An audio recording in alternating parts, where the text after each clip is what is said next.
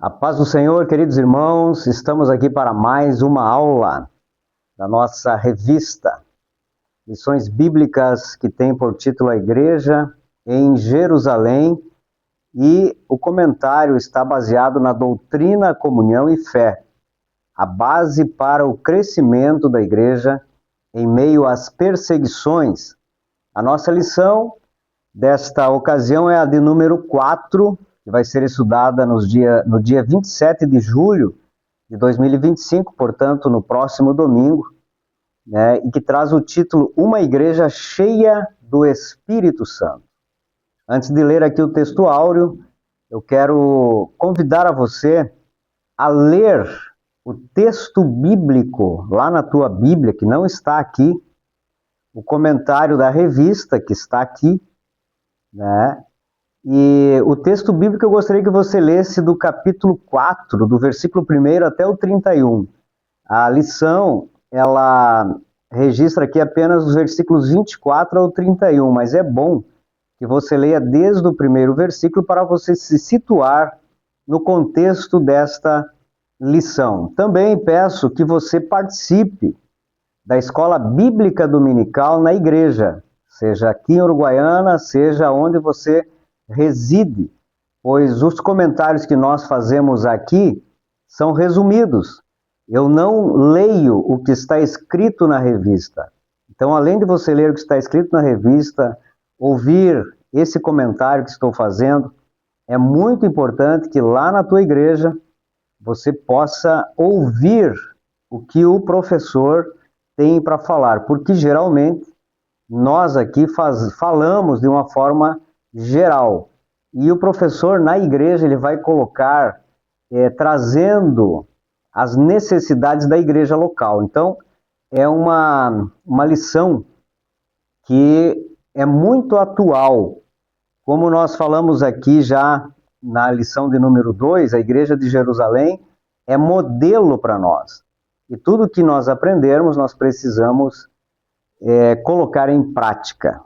O texto áureo está registrado em Atos, capítulo 4, verso 31, diz assim: E tendo orado, moveu-se o lugar em que estavam reunidos, e todos foram cheios do Espírito Santo, e anunciavam com ousadia a palavra de Deus. A verdade prática diz assim: uma igreja cheia do Espírito Santo suporta aflições, ora com poder e ousa no testemunho cristão. A leitura bíblica em classe está, como eu já falei, do versículo 24 ao 31 do capítulo 4, mas repito, leia desde o verso 1, você vai ter uma ideia geral do que esta lição está tentando nos ensinar. Essa leitura, nós vamos encontrar o relato do que aconteceu na igreja após Pedro e João terem curado o coxo da Porta Formosa, e o enfrentamento com os principais do povo e os anciãos de Israel. Pedro e João relataram para a igreja o que havia ocorrido nessa entrevista que eles tiveram com estes homens, e falaram também, contaram as afrontas ao nome de Jesus que esses dois apóstolos, haviam sofrido. O povo levantou a voz e orou a Deus pedindo toda a ousadia para pregarem o evangelho. Está registrado no versículo 29. No versículo 30, eles pedem que Deus os capacite para que sinais, prodígios e curas aconteçam através do poder do nome do Senhor Jesus. O texto encerra dizendo que o lugar se moveu. Deus se agradou da oração do povo, mesmo enfrentando perseguições, o que mais eles buscavam era poder de Deus para realizar a obra e anunciar o evangelho de Jesus com ousadia. Então, é bem interessante esse texto, por isso eu digo, leiam desde o versículo 1 para se situar, para entender o que eles haviam enfrentado, sofrido e o que a igreja fez após esse fato, né? A introdução. A igreja de Jerusalém, mais uma vez, é um exemplo para nós. Ela era uma igreja perseverante, buscava Deus em oração e enfrentava os desafios com ousadia.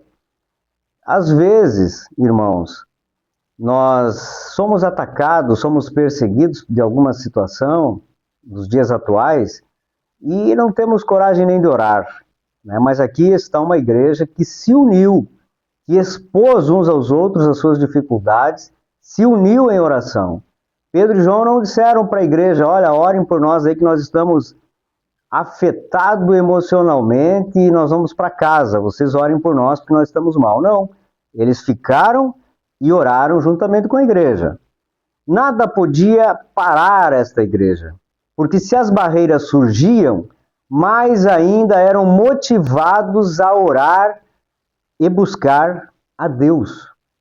O mundo de tribulações que vivemos não deve ser problema para a igreja do Senhor. Nós sabemos que o mundo tem aflições para os crentes. Aquela igreja entendeu a sua posição no mundo, mantinha suas marcas visíveis, sem se conformar, sem permanecer na zona de conforto, mas era uma igreja realmente relevante para o mundo. Fazia diferença em todos os sentidos, em todos os momentos. Nós precisamos desta ousadia, desta motivação e iniciativa de cumprir com o mandado do Senhor Jesus. Primeiro tópico, uma igreja perseverante. Vamos ver a perseverança da igreja. É uma igreja que suporta o sofrimento. Os apóstolos estavam confiantes nas promessas de Deus, não se amedrontaram, mas estavam prontos para suportar. Eles receberam uma ordem de Jesus e agora também estavam recebendo uma ordem dos sacerdotes de Israel, mas tinham uma convicção de seguir aquele que os chamou para a obra, Deus, Jesus Cristo. Eles estavam prontos a obedecer à voz de Deus e não à voz dos homens. Também não negociaram os seus valores. A ordem dos sacerdotes era uma ordem direta. No capítulo 4, verso 18, eles dizem assim, e chamando-os, disseram-lhes que absolutamente não falassem nem ensinassem no nome de Jesus. Imagina, eles com todo aquele ímpeto, cheios do Espírito Santo, haviam passado pela experiência do Pentecostes. Deus estava curando as pessoas, como aconteceu com o coxo na Porta Formosa, e agora estavam impedidos de pregar este evangelho que salva, transforma e cura. Pedro e João não silenciaram, não obedeceram e disseram o porquê da decisão de não seguir o conselho dos homens. Eles disseram no versículo seguinte, é justo diante de Deus ouvir e obedecer a vocês em vez de obedecer a Deus? Nós não deixaremos de falar o que vimos e ouvimos. Experiência. Estavam vendo, estavam ouvindo o que Deus estava fazendo. E no nome dele, agora, faziam sinais e maravilhas. Será que alguém poderia parar os discípulos de Jesus?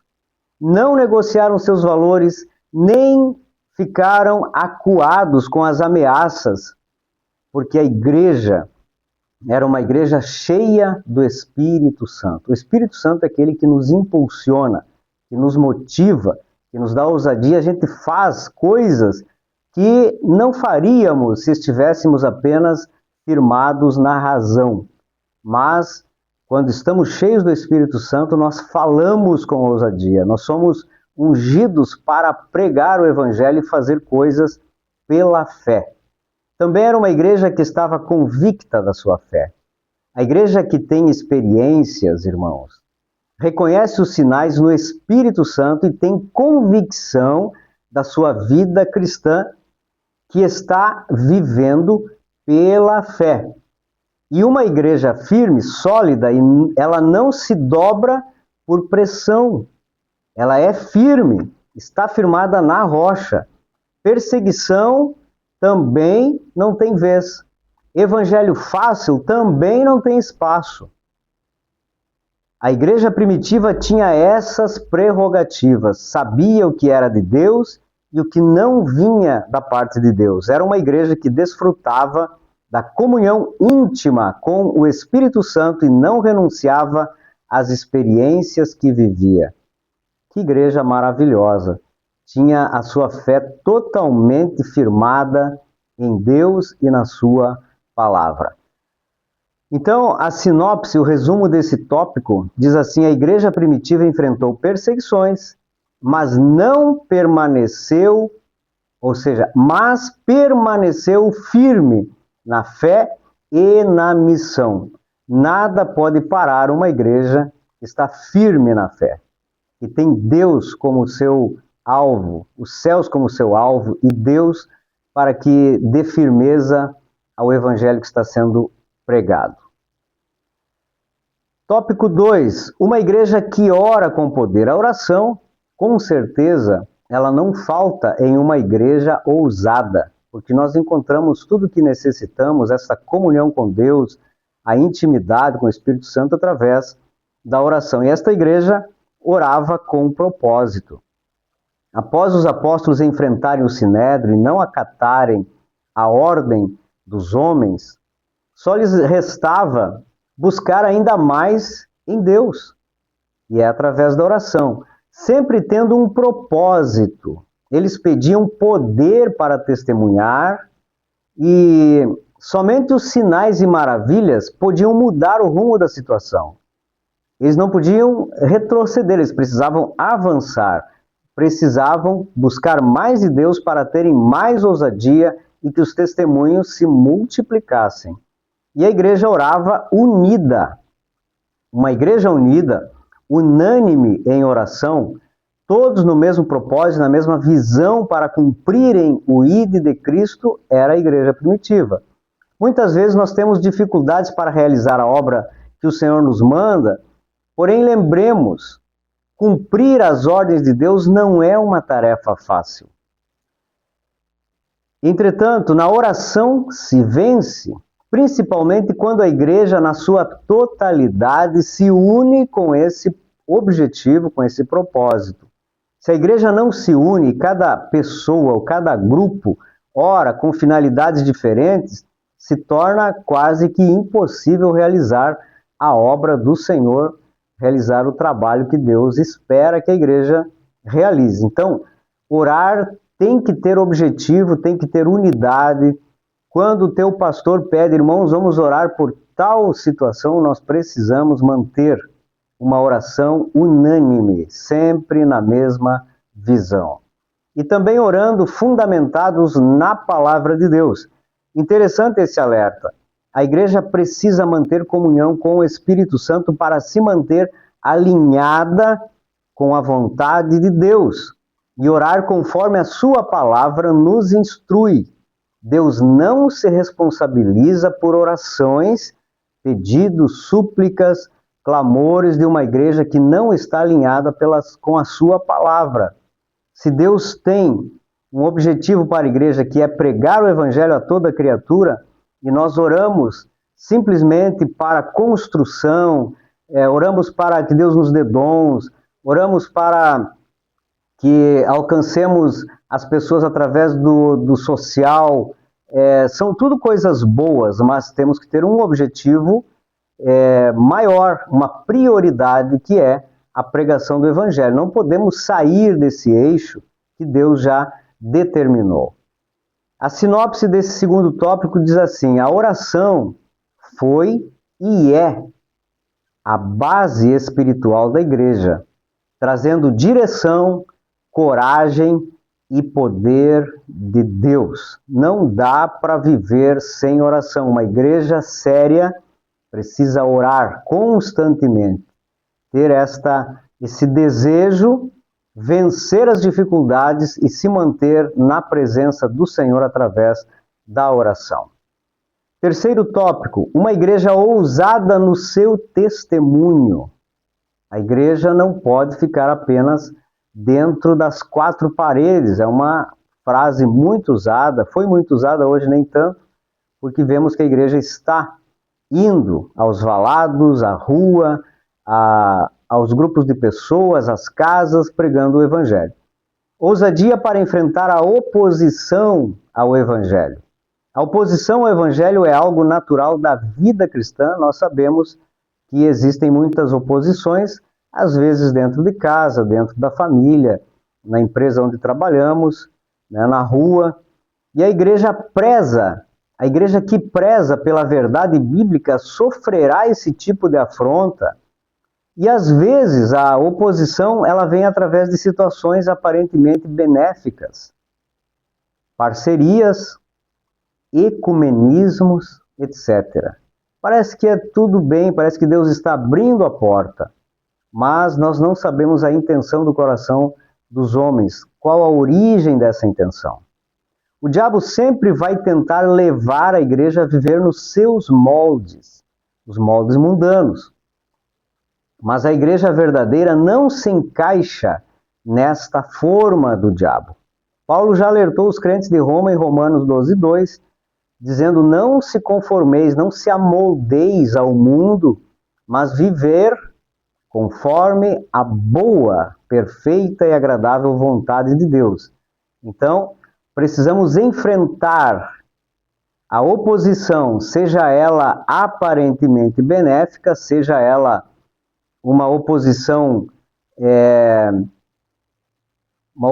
que venha de encontro à vontade de Deus.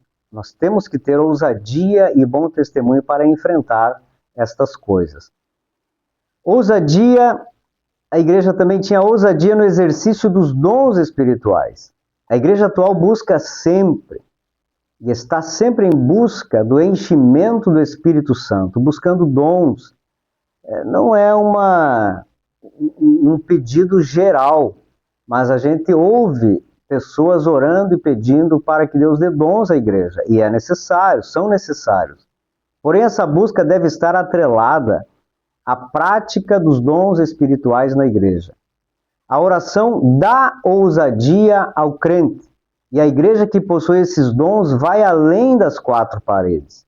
O que me incomoda muitas vezes, irmãos, é ver a igreja atual buscar os dons sem o desejo da evangelização, mas fica simplesmente com esses dons dentro da igreja, ficam muitas vezes inflados por terem um dom, e esse dom não é usado para alcançar os perdidos, né?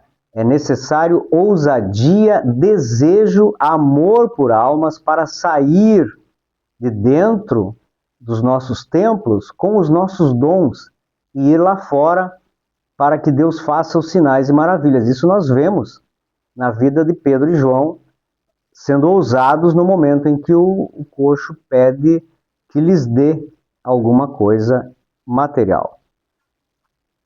Também esta igreja tem ousadia na palavra.